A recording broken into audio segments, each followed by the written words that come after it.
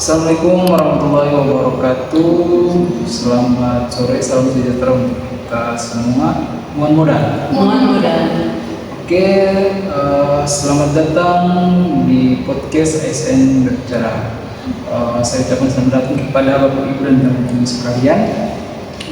Perkenalkan, saya Saman lain yang akan memandu dan menemani Bapak Ibu dan teman-teman sekalian untuk beberapa menit ke depannya dalam podcast kali ini. Hari ini saya tidak sendirian, saya ditemani oleh dua narasumber yang telah hadir. Dan sebelum kita memulai obrolan kita, saya silakan kepada kedua narasumber untuk bisa memperkenalkan diri dulu. Kepada kedua narasumber saya persilakan. Saya Nanda Putri. Saya Budi Sulisa. Oke, untuk obrolan kita kali ini adalah tentang konflik kepentingan potensial, dan untuk tidak membuat penasaran Bapak Ibu dan teman-teman sekalian, kita langsung saja kepada obrolan kita. Pembahasan kita yang pertama itu menurut pemahaman kelompok, apa sih sebenarnya itu konflik kepentingan potensial dan bagaimana konflik kepentingan potensial ini bisa terjadi. Kepada narasumber kita yang pertama, Ibu Nanda, untuk bisa menjelaskan.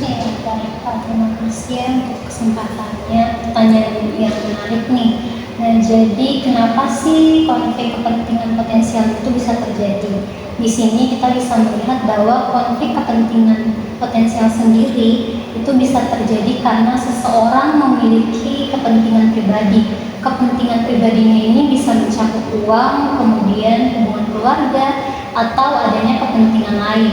Nah, kepentingan lainnya ini bisa berpotensi menyebabkan objektivitasnya dalam mengambil suatu keputusan profesional itu ke depannya. Nah, berbeda dengan konflik kepentingan aktual yang sudah terjadi, konflik kepentingan potensial sendiri risikonya itu masih seperti lampu hijau, atau situasinya itu masih berupa risiko ya, belum terjadi, di mana kemudian tindakan yang menyimpang yang belum terjadi tapi kejadiannya itu sudah matang dan mengarah ke sana. Nah, kenapa kita perlu atau penting membahas tentang isu ini? Karena konflik kepentingan potensial sendiri itu bisa merusak kepercayaan atau trust, di mana bahkan seseorang yang sudah berlaku bijak atau jujur sekalipun itu masih terdapat persepsi daripada publik, kemudian rekan kerjanya yang masih goyah nih, yang dapat goyah karena adanya potensi terjadinya konflik. Nah, langkah baiknya dalam menghadapi konflik kepentingan potensial sendiri yaitu dengan tidak menyembunyikannya, melainkan yang bisa kita lakukan dengan identifikasi dini, kemudian kita mendeklarasikan yang selanjutnya yaitu undur diri daripada keputusan dan juga mendokumentasikan. Oke, terima kasih atas penjelasan dari Ibu Nanda. Jadi dapat kita ketahui bahwa konflik kepentingan potensial adalah keadaan ketika seseorang memiliki kepentingan pribadi, hubungan tertentu, atau kondisi lain yang dapat berpotensi mempengaruhi objektivitasnya dalam menjalankan tugas.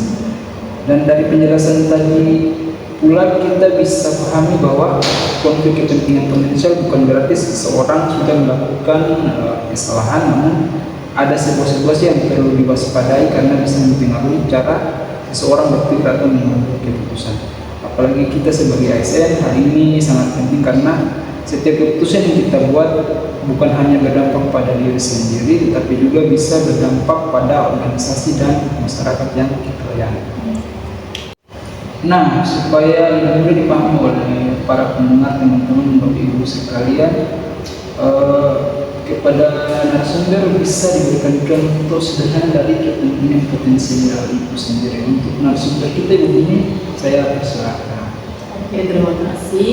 Berdasarkan penjelasan dari Nanda terkait dengan konflik kepentingan potensial, di sini kita ketahui bahwa situasi yang belum terjadi pelanggaran, namun dalam kondisi tertentu dapat mempengaruhi objektivitas seseorang dalam mengambil keputusan. Contohnya dalam dunia kerja itu, seorang pimpinan dia menilai kinerja kerja pegawainya, dan salah satu dari pegawainya itu terdapat kerabat atau keluarga terdekat. atau dalam itu bisa berpotensi dari konflik kepentingan potensial bisa berkembang menjadi konflik kepentingan apa atau bisa terjadi. Dan yang kedua itu yaitu pelayanan publik, misalnya staf dalam pendaftaran itu dia melayani keluarga terdekatnya pada saat mengantri dalam pendaftaran. Itu pun bisa berpotensi dari konflik kepentingan potensial bisa berkembang menjadi konflik kepentingan aktual. Oke, sangat menarik sekali ya. Jadi berarti yang menjadi perhatian bukan hanya tindakan akhir, tapi juga proses sebelum keputusan itu dibuat. Karena dalam pekerjaan pemerintahan, keputusan yang baik tidak hanya harus benar, tapi juga harus terlihat benar dan dapat dipertanggungjawabkan. Jangan sampai muncul anggapan bahwa keputusan tersebut dipengaruhi oleh hubungan pribadi. Jadi pentingnya adalah menjaga kepercayaan, transparansi dan profesionalitas.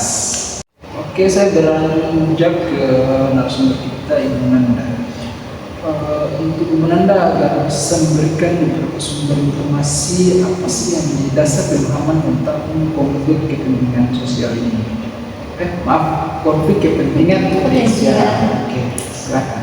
Iya, baik Pak. Di sini saya melansir dari salah satu website, bisa kita sebut yaitu RFID, di mana berita yang dibahas itu terkait dengan adanya potensi konflik kepentingan, di mana Kementerian Keuangan, kemudian Bank Indonesia, dan juga Danantara itu menjadi pemegang saham dari Bursa Efek Indonesia.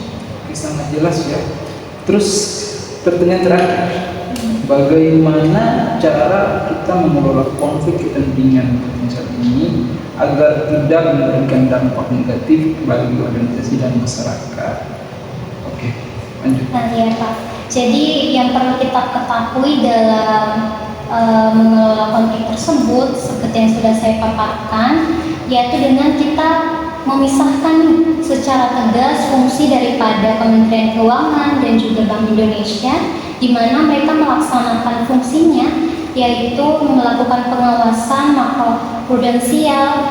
Namun Bursa Efek Indonesia sendiri itu tidak boleh mengintervensi adanya kepentingan komersial daripada Bursa Efek Indonesia sendiri. Kemudian terkait dengan Danantara, karena Danantara di sini itu sebagai pengelola investasi negara, jadi sudah seharusnya diperlakukan sama dengan investor-investor besar lainnya.